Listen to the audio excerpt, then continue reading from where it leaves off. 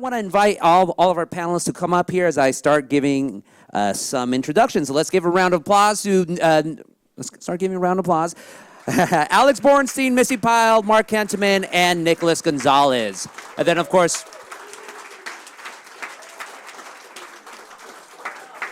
there we go.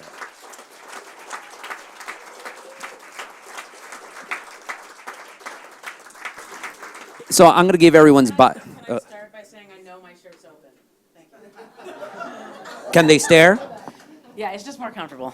Let's just get it over with. Okay, moving on. Awesome. So I'm going to give everyone's bios. Of course, we all know these wonderful actors here, but anyways, we like bios. So Alex Borstein is well known for her long-running role as Lewis Griffin on the animated television series Family Guy, and as a cast member on the sketch comedy series Mad TV. A native of Deerfield, Illinois, Borstein attended San Francisco State University and later trained in improvisational comedy at the Acme Comedy Theater in Los Angeles. While at the Acme, she was selected to join Mad TV as a featured player after she caught the attention of talent. You don't want the whole bio?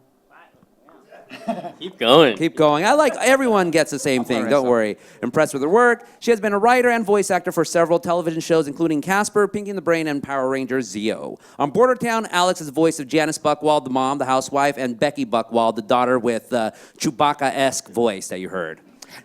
Missi Pyle was born in Houston, Texas, and raised in Memphis, Tennessee. She attended the North Carolina School of the Arts in Winston-Salem. She has guest starred on many popular TV programs, including Heroes, Mad About You, Boston Legal, The Sarah Silverman Project, and Two Broke Girls. She has also graced the big screen with roles in the films As Good as It Gets, Galaxy Quest, Charlie and the Chocolate Factory, Soul Plane, and Bringing Down the House, which earned her and Queen Latifah an MTV Movie Award for Best Fight. We all remember that throwdown.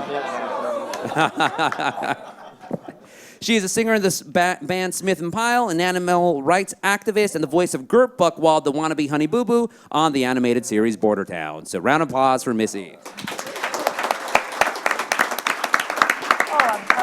And then lastly but not leastly, Nicholas Gonzalez hails from San Antonio, Texas. We don't hold that against you. I love Texas, though. A graduate of Stanford University with a BA in English, Nicholas burst onto the scene in their critically acclaimed Showtime series, Resurrection Boulevard, where he played young boxer medical student Alex Santiago for 3 seasons.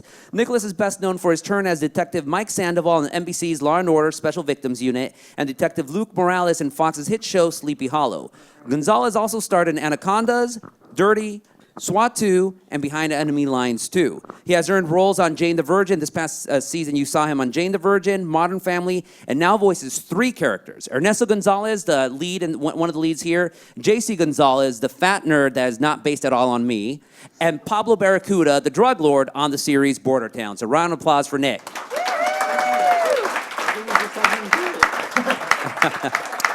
I just asked Mark why we didn't just have you do it. I know. No, more power to you, more glory to you. So we'll just start off just generally. What drew you guys and girls, to get into voice acting in the first place? Because all of you are, with the exception of Mark, as far as I know, you're actors in your own right, having come out on television, on films. So what is it about voice acting that appealed to you folks? Any of you could take it.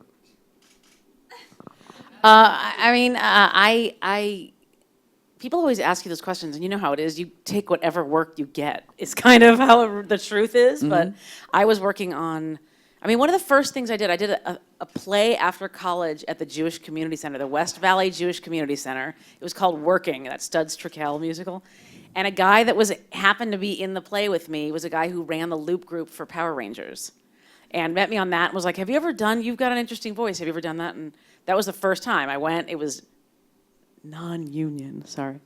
I went, it was like $50. I couldn't believe how much money I was getting to just make a voice, and did just these background voices, and then that led to getting to audition for one of the parts on the show, and that was kind of my first window into realizing it was a job, that it was a possibility. And then Mad TV happened, and while I was working on Mad TV, one of the women who developed for Late Night Alternative was developing Family Guy with Seth MacFarlane, and she said, "You do voices, right? Would you help us with this pilot presentation?" And that's kind of how that happened. So prior to that, when I worked in daytime animation, I was writing. I wrote for Casper and Pinky and the Brain, but I hadn't been able to do any of the voices before. So it's a weird road. There's no direct road. That's what I find with voice, that everyone has a weird way that an entry point. It's never, no two people have the same story. How'd you get into it, Missi? Well, you know, I did commercial voiceovers when I lived in New York. When I graduated from school, I lived in New York for about 3 years, and I found it to be wildly lucrative and I loved doing it. And I mean, it was wildly lucrative for like a couple of months, not as much after that. You know what I mean? Like, you know, then you quit your waitressing job, and then you're living on $20 for 2 weeks. Anyway, that was a while ago. And then I came to LA, and I found it a lot harder to break into voiceover acting. In fact, I got an agent. I had worked pretty, you know, solidly in New York, and then I came here, and I just couldn't really break into it. And then I got dropped by my agents, and then I started. I signed with UTA, and they sent me out all the time. And I met Linda LaMontagne, who's a phenomenal woman, and she just brought me in over and over and over. She's a for casting things. person. She does Sorry, yeah, Family Guy and Yeah, does she do Bordertown also? she did in the beginning. Okay. Yeah. Whoops. Anyway, We still like her. anyway, and so then and then this came along, and I was so. I mean, it's been my dream to do a show like this. So. Nick, on your end, what came first, the voiceover acting or the voice acting or just acting in front of a camera? Because I first started seeing you on Resurrection Boulevard, but until Bordertown, I had never really seen you in any or heard you in any other voice acting. You like troll a lot of cartoon networks. I absolutely do. You know, for me, I guess, yeah, it was mostly, you know, TV that took off first. As Alex said, it's you take whatever you can get. I mean, you know, it's an audition and you go, and you know, if you get it, then suddenly you're doing a video game, and you don't normally do video games, and you know, and hopefully you break into these industries, and there are these side, and sometimes we look at them as side, which is it's a whole career that is extremely lucrative for a select few that can get involved in it, but. I got involved the first time I was doing Resurrection Boulevard, and I was approached to do an animated movie, and it was called Marco Polo Return to Xanadu.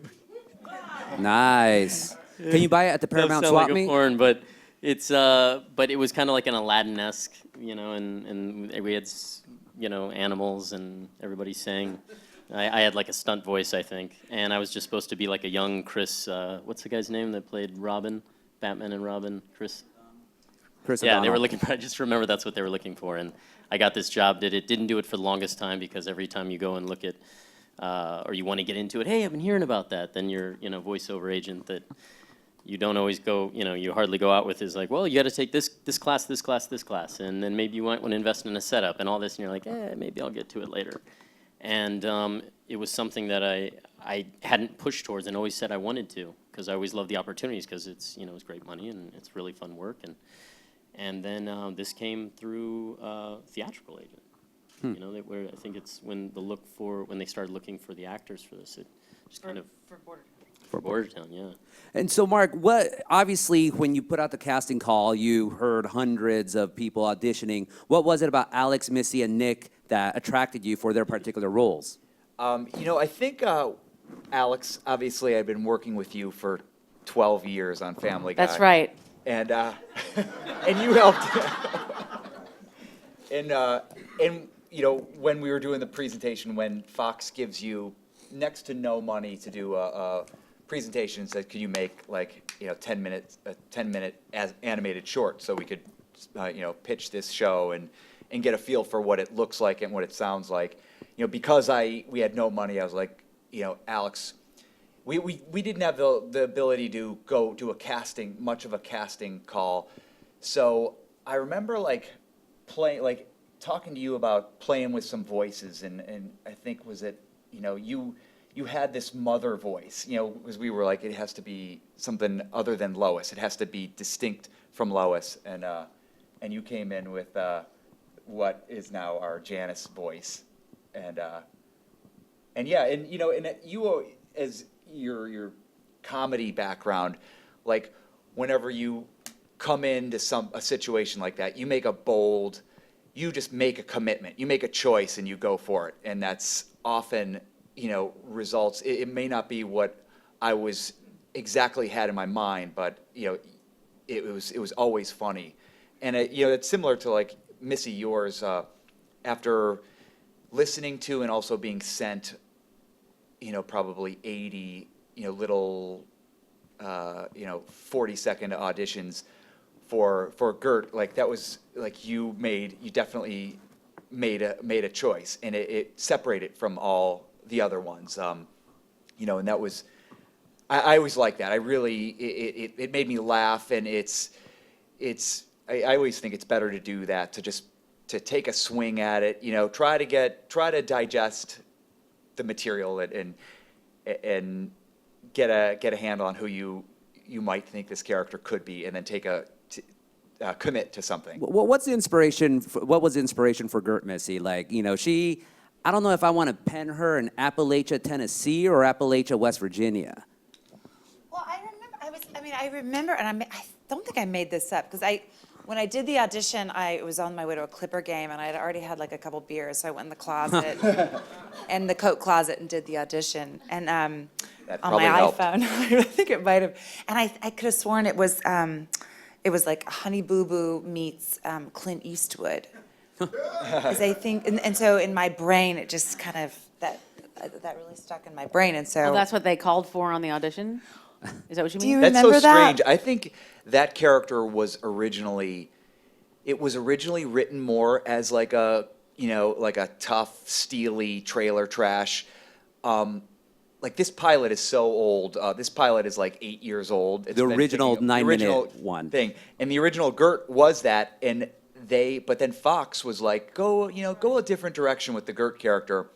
And by that time, Honey Boo Boo was on the air, and it's like, oh, that's a funny take. It's really, there was so much already, there was so much overlap between who that character was and Honey Boo Boo that was just make it, kind of this pageant obsessed, 5-year-old. And so that's a remnant. That was an okay. old Gert note that they had given you, but it worked. Oh, yeah. And then Nick, Clint Eastwood was my. Clint Eastwood. Wow. and then Nick just always had. I think I first heard you for. That's a terrible angle, isn't it? Upskirt.com.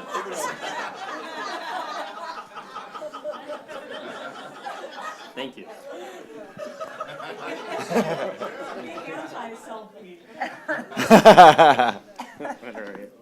But The thing that's cool about like TV animation is I feel like it's the last bastion. It's like the only place you could really make a really great character and go for something like that. Like movies, voiceover movies now, it's all stunted. It's all super famous people. It's like stunning, gorgeous, beautiful women. Catherine Zeta-Jones does voice. It's like nuts. It's like TV's the last place where you can, it seems to me, like you can create It's all about the voice. an amazing character and do something wild and have the ability to play something that doesn't look like you, and it's a You have more of dream. that freedom, just given that there's way more freedom in television animation compared to movies. Yeah, Not, more anarchistic and so forth. yeah. Yeah. No, they can't Yeah. cast anything Yeah. in the most of the movies. It's all super fancy people. And then so for Nick, you were yeah, talking yeah. about and Nick. I think we were doing the same thing as doing a lot of auditions, and I think when we first met, we started with Ernesto. Did we start with Ernesto, or was it with JC? Yeah, it was. Yeah. It was Ernesto, and then you always had a great voice that when you left the booth and you were kind of listening back to it, like I really liked your voice, and you also took direction so well that, the Ernesto conversation turned into the JC conversation, and then the Barracuda, the drug lord, and, you just, you took, you had takes on all these characters that, were in the realm of like, I would always have something vague in mind, and, you kind of brought them all to life. So we started loading you up with the roles. And we have Hank Azaria is Bud. Judah Freelander plays Sanford, the Sanford, the Kid Rock looking. jazz drowned New Orleans. Yeah, that one. Amazing stuff. Yeah. Yeah, so Nick, give us an insight into, you have 3 major characters on this show. How do you delve into each of them? Like, how did you create the voice for Ernesto, JC, and also Pablo Barracuda? Well, I owe a lot of it in the beginning to Linda LaMontagne, who we were talking about earlier, who's just she's a really dynamic woman who's just nonstop. I mean, I remember early auditions going like 3 hours, you know, and that's only the wait time before you get in to see her.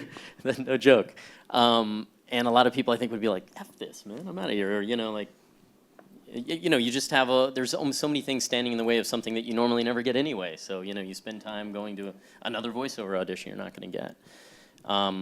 But she took so much time and she really pushed and whipped into me how it works. You know, so I'd know how the tone was, not really understanding, you know, and although we did have a little bit of that pilot to look at, which helped, and there was an idea for what they wanted for Ernesto. And I think the key to it is like what Alex said is it's really making a big choice, because a lot of times we don't do that, whether it's in live action or whether it's animation. But animation, there's so many opportunities and so many bigger ones that to be taken. So, and that I think makes the big difference is making something your own and making big choices, which is something it wasn't always comfortable for me. So where do you get the cues for Ernesto Gonzalez, Mexican immigrant, let's go high-pitched and happy, versus Barracuda, Mexican drug lord, growly and cocaine-y? Like, where like, do they give you those cues? Well, one guy probably ripped from the mean headlines? and does cocaine. And, Yeah. it's one. You know, it was just a matter of finding. I think even with Ernesto's changed a little bit. You know, when I hear it, I still hear the different. You know, as we all do it, we get so much more comfortable with our characters, and they become a voice you settle in. But Ernesto, I still found myself kind of discovering where it went, and then there's all these different opinions that come in. You know, and do we go higher or lower? You're like integral though. I feel like your Ernesto is like all of the heart of. I don't know. To me, it Totally, gives, yeah, it's yeah. so grounded, and it's silly and fun, but it's also grounded and has a lot of heart. Yeah, when I remember when we first, those first, you know, it's even in the animated short. Like, yeah, Ernesto starts as kind of this one-dimensional, and a good actor starts adding layers, and all three of you guys do that with all the characters. It makes it brings so much, and it's hard to put your finger on it. You don't really notice it, but yeah, when you bring those little layers and that humanity and those little touches to all these characters, they become human, and that makes a huge difference. It in my mind, like having been around animation for a long time, it changes it from, and this is gonna date me, like a Saturday morning cartoon, like a kid's cartoon, and an adult show that like adults are like, oh yeah, there's a real person there. A real character. Yeah, well, what I love about Nick's role in particular, especially, you know, the whole buzzword is about diversity in Hollywood, and with Ernesto, it could be ripe for stereotyping, but you don't stereotype it. You go all the way through.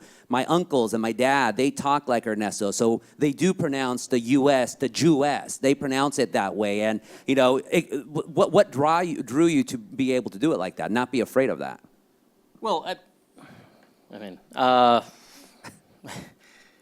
I guess going back to technically when you were asking about how come on, I mean, with Ernesto, it always starts with a smile. Just because he's just, like you said, he's the heart. He's just always so happy, and everything is, Bud's always complaining, and there's all this conflict all the time with everybody, and he just comes in and is just happy. And the fact that he says, hola, Bud, each time it's fun. And so I started with a smile, honestly, is the easiest way to get to that. And what was your question then? Just that you're awesome, that's all. No. No, about are you taking afraid the of chances? Yeah, I mean, does he have an accent? Yes. Is he, you know, an immigrant? Yes. He's, you know, JC is the first generation, you know, there. So he would. But these are people I know.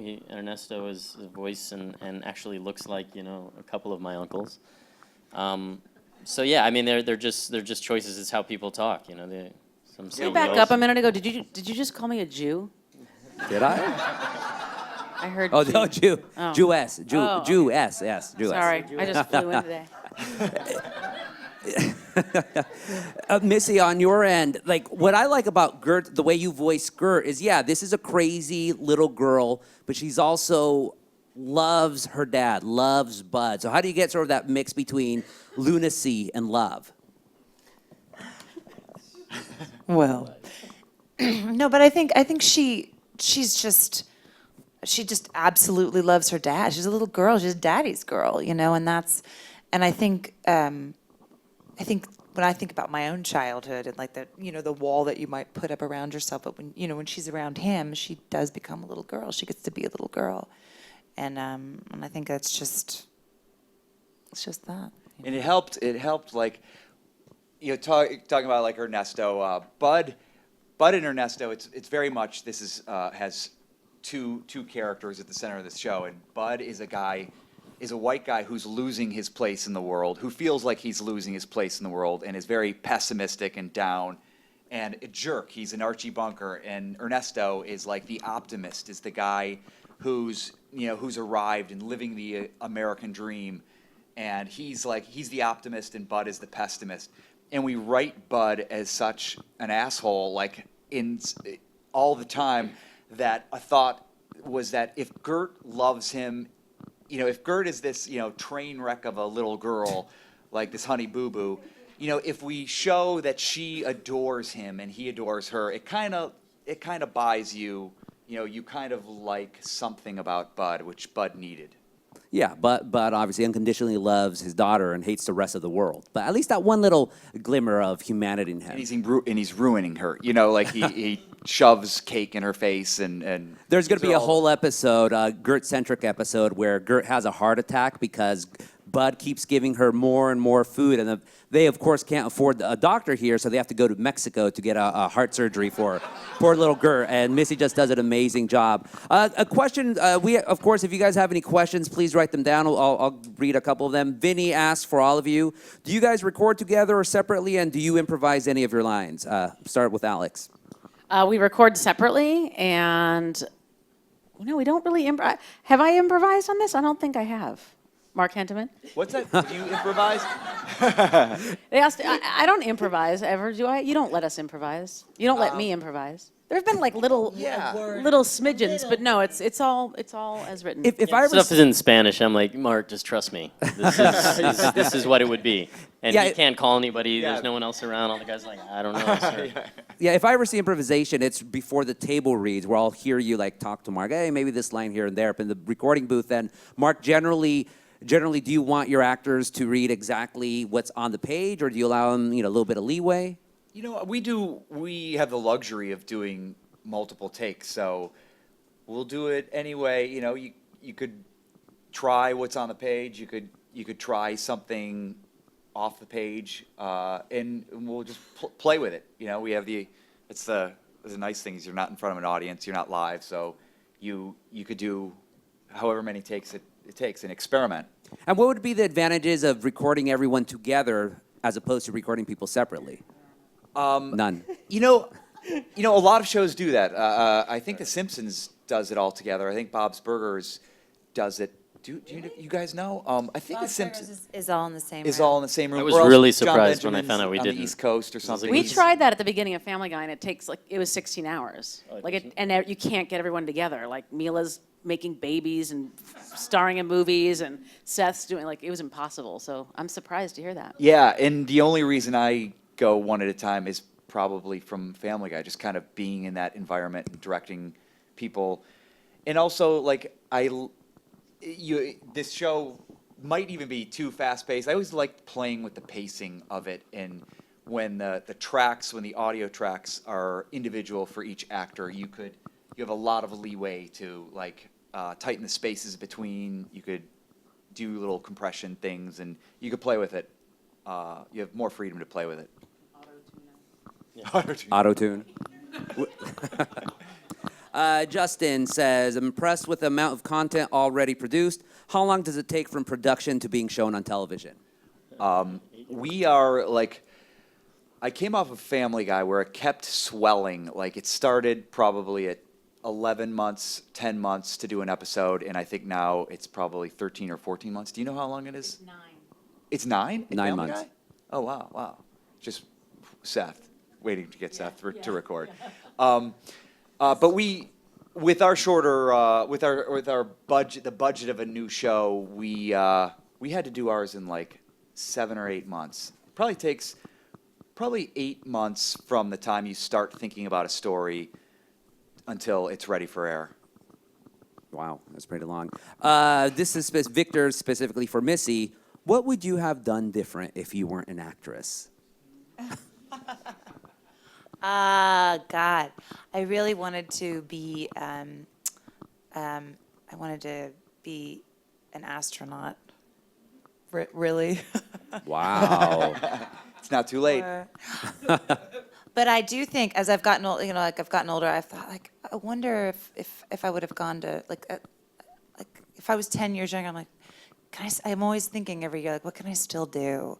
Like, can I still go to medical school? And I don't think my brain could handle it, but. Justin, generally, we're supposed to be in this golden age of television. Everyone talks about it, and now with more content than ever before, from video games to Netflix or whatever, are you seeing more and more opportunities for voice actors in general, or is this just the same old grind? To any of you? I would imagine that there's a lot more opportunity. I mean, are you seeing more stuff, Missy, Nick, Yeah, Alex? there's a ton more stuff on all the, but what we're really seeing is like very different pay scales, and this one is just a buyout. This one's like, so when I go into my agency, there'll be 5 or 6 different things, all different kinds of networks. But I think a lot of them, and I don't know the new media, like, but I do think we've lost a little ground there as far as like making money. Yeah, the declining review or whatever they call it. Let's see. Let's go with. Okay, we got that one already.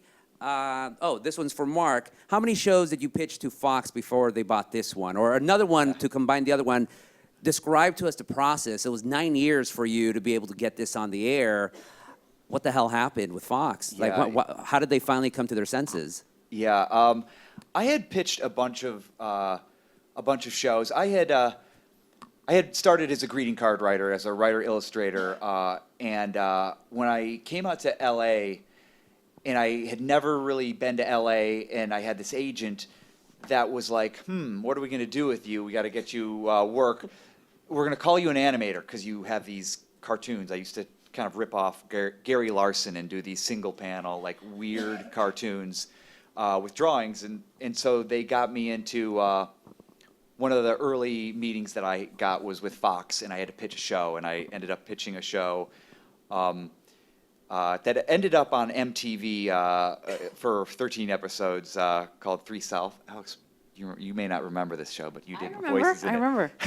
I think that's kind of where Becky came from. Yeah, exactly. Yeah.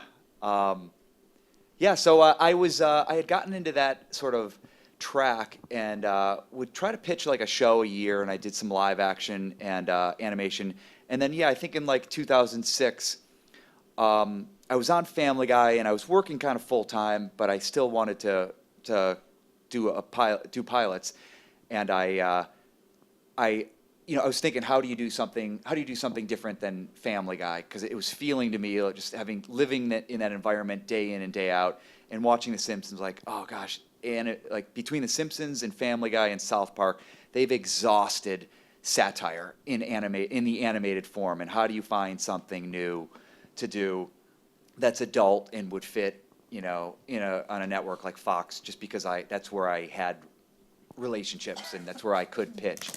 So I stumbled upon it'd be great if you could do a show that's about something. It's about something happening in our country, and it just kind of dawned on me that on the border, the whites are going to be a minority in 2017, and that could be an interesting concept to start building a show around. And there could be a new take on an Archie Bunker character, and then what if his next door neighbor is making it in the world, and he's kind of sliding backwards, and just play with that conflict and build a show around that. And I pitched it, and Fox liked it, and they made the animated short for it. And then they kept never picking it up, and they would always be like, "We're kind of nervous about this show. It might be offensive." And I kind of stopped. I kind of stopped doing pilots from that point forward. I was busy on Family Guy, but every time they would be like, why don't you write a new show why don't you write a new pilot this season? And I would be like, well, why don't you pick up the show that I did? You say you like it, like it works. I was like, it takes so long to think through the dynamics of a show. in a rich and, have some depth to it. And like, just give that show a shot, it'll work. And, it took 8 years. And as I often sort of have learned is like, you just have to wait until all their other stuff fails.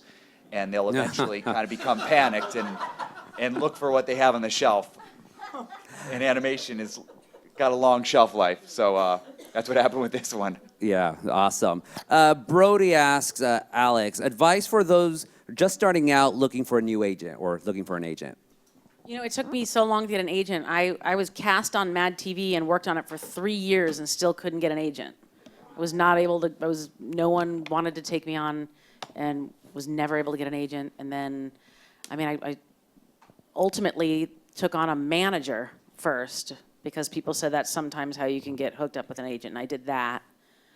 So unfortunately spent a lot of money, basically paying an extra fee to a manager in order to get hooked up with an agent. And I have no good advice for Should, finding an agent. send out query letters, send out clips. When I was starting at Acme Comedy Theater, which is on La Brea, it's kind of like a Groundlings and one of those places, and doing sketch comedy and some improv, mostly writing sketches and putting them up. We would have industry nights there, and that was how many people there got hooked up with commercial agents and some voice agents. And so that really worked well for a lot of people. I got hooked up there with a woman who headed up a lot of animation writing at Casper, and that was the first gig I got was writing daytime animation. So my career kind of went that route. I started writing and doing that, and to this day, really, my point agent, my point person is a literary agent. So, Got a book in you? no book. I think you have to live a certain amount of years before you have something to fucking say that you want someone to sit down and read. I'm not there yet. I'm not there.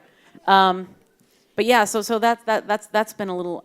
I've had much more success in that route in terms of having representation. So I don't know. And at the time that we were all doing that at Acme, the internet was not what it is now. It was like we would buy the labels at the Samuel French store or whatever, and we would put them on the things and send out. We'd make these postcards for the shows and try to get people at industry nights. And I imagine it's very different now. But I'm old. I don't know. Missy, you were going to say something? Well, I know that, my sister has gone to, like, I'm assuming they have, like, some of the voice casters will have, like, you pay a workshop kind of a situation. Mm-hmm. And you could probably get in that. I don't know either. But my sister like, we does had that to- a lot with, like, We'd like commercial make cast. demos. You had to like go to someone and make a demo. Now Yeah. you can like make it on your phone and Yeah, it's and just pretty crazy. email. You could something. just It's tweet so it out or different, yeah. Vine it. Or there's the voiceover lab here, which there are people that can help you. SAG Foundation. I got a tour, and it's pretty amazing. I think there's a lot of stuff in this building Talk that to a lot Eric of us over don't here. know about. So it was good to see, and that gentleman over there gave me a tour, and it really is incredible. So there's teaching methods as well as coming in and laying down auditions or making a demo Missy, reel. did you get a tour? I wasn't offered a tour. I wasn't offered a tour either. It's weird. I arrived at the same time as Nick. Yeah, Sorry, I was that's on weird. another panel. This was months No, ago. whatever. That's Oh. cool. That's cool. I get that too. Just Sorry. just a couple more questions, and afterwards, if you guys want to talk to us individually, you can. For Mark, what got you into voice acting, especially you coming just from a writing background? And of course, you started off on Family Guy, voicing some of the actors there. Do you think you just got there? Did you ever have any ambition to be a voice actor, or is it just something that you got looped into due to Family Guy's way of doing things? It was only in retrospect that I realized this, but ever since I was like 4 years old drawing pictures, I would always like draw and voice. What? Speak directly into the mic. Oh, okay. There we go. Is that better? Hello. There we go. Sorry, I don't want to reprimand you, Mark. Please hire me again. Thank you. As you're calling me a professional voice actor, I have to tell me how to hold the mic. I would just, I was into drawing and writing, and I would always draw weird characters, and I would always voice them as I was drawing them because it helped me. Like, you lock into the voice, and then you come up with this really weird design. And I did that, like, I found myself pitching on Family Guy like that, and I think the first voiceover I did on Family Guy was I had this guy who was confronting Peter in some store, and he was just like, "Hey, you're a phony," and I just like, and Seth was like, "You should do that in the booth," and so I went in and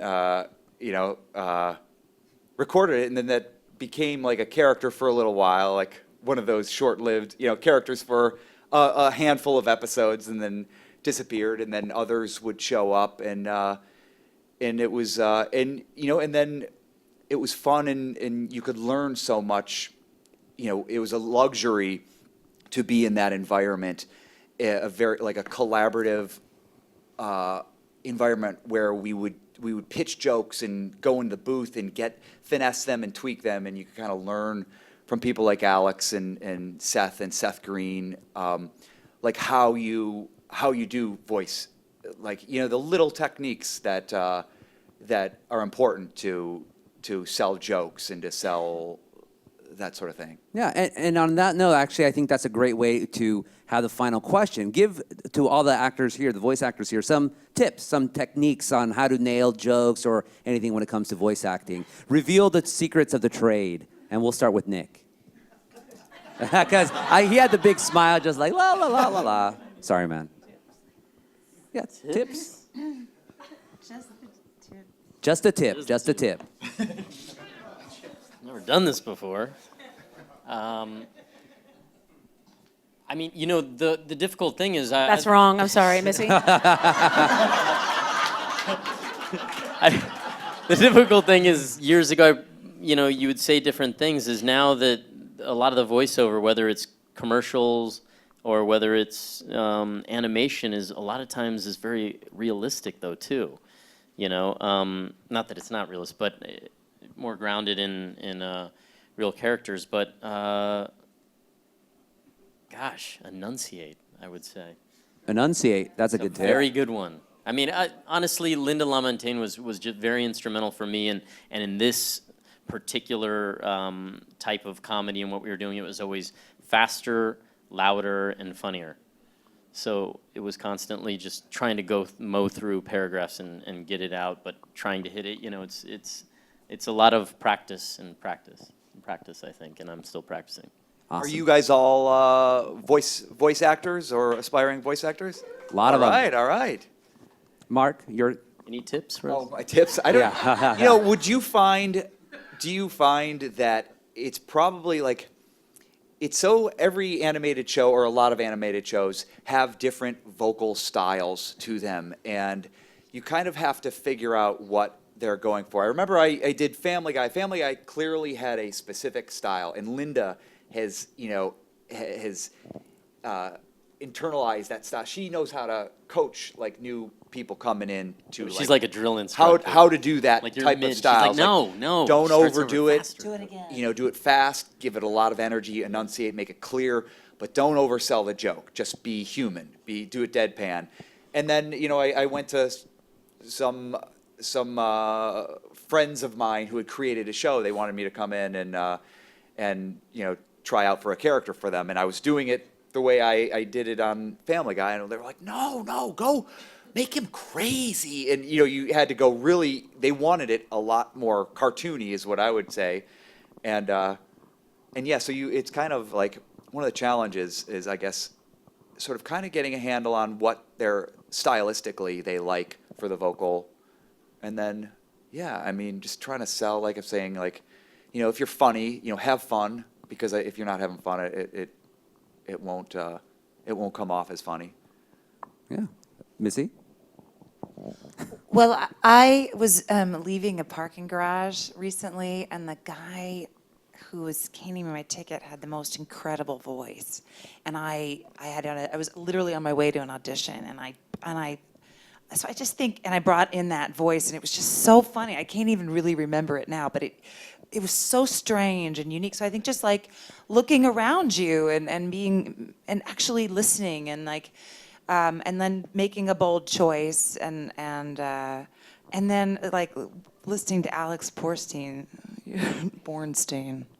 I'm sorry, you're so funny. I mean, just like people that you really like, and just you know, watching what they do, and then yeah, that's what I think. Awesome. And Yeah, lastly, yeah, imitation, like copying. That's what you do that in vocally and then in writing too. Because It's too, like, you may not be able. You're not going to sound like that person because you have a different instrument. But if there's something that a character that you like, so when you bringing something new to something, and then just really not being afraid to, like, I love animation because I love being in that booth just because you can really just get in there, and it's like. No, it's it's like but get in there. and it doesn't matter about this at all. So you get to. Yeah, it doesn't matter what you look like at all. So I mean, it allows you to do so many. Says the different 6 foot characters. tall, beautiful blonde. Doesn't matter that I look like this. Alex, you, you get the final word. I think I would agree. I think listening is key. Not only to listening to everything around you, getting ideas, learning languages, knowing how to work your mouth better, doing accents, impersonations, but listening to when you go to an audition, listen to what they want, listen to what they tell you. Don't just come in programmed with your take. Really listen, and then add your take to it. And if you can, ask for full scripts, not just the sides, so that you can read the whole piece and know where it fits into everything, and ask, who else is cast in it, kind of know where not to go. If Jennifer Tilly is doing a voice, you're not gonna come in and do, you know what I mean? Like, don't do the same thing as somebody else. But, so yeah, I'd say just like, do your homework and listen. Awesome. Final thing, plug anything you guys want to plug right now. I just wrapped season 3 of Getting On HBO. Yay! And that'll be premiering November 8th. And please watch it. And if you like it, tweet about it, because we're teetering. We're in a death march, and anything we can do to maybe save it would be appreciated. Getting On, November. Missy. I have an album coming out in a couple weeks on iTunes. Cool. It's called Poo Poo Platter Volume 1. And I raised money for a song called I Want to F You Up that I made a video for. And that'll be also released on my YouTube channel. And What kind of music is it? The reason I call it Poo Poo Platter is I've been working on it for 5 years. So it's been with different people. And so some of it's like country, rock. And then some of it is, I wear like wigs with my friend, and we're like evangelical singers. So like we have a song called Armageddon Excited, and There's an episode, Mark. Gert starts a band. yeah, yeah. Get her there we music go. on. yeah. So it's been really fun. I've been doing all this on my own, like trying. Has anybody else ever like put an album on CD Baby or anything like that? It's One person up there. it's on the 25th. It's dropping on the 25th on iTunes. Of Awesome. September, but the video will be out on my YouTube channel on like the 22nd, and it's really fun, and it was the first time I've ever done anything like that. So. Awesome. Poo Poo Platter. Nick. I don't have an album coming out. I'm currently working on Bosch on Amazon. Detective Ignacio Ferraz. A lot of really detectives. great cast. I love it. Titus Welliver, a lot of the guys from The Wire. I'm just like a kidney candy, so I'm just happy to be there and having a blast. Who's from The Wire? Isn't that You a know the dude dishwasher who played, brand? and then the Bosch? dude who played the other dude. yeah, I know that dude. That dude was great. Jamie Hector, for one. That's okay. You don't have. He's awesome. And then Mark, any shows you want to plug? I have nothing going on in my life except Bordertown. But I'll plug Missy's You have album. a wife and 3 children. I'll plug my wife. They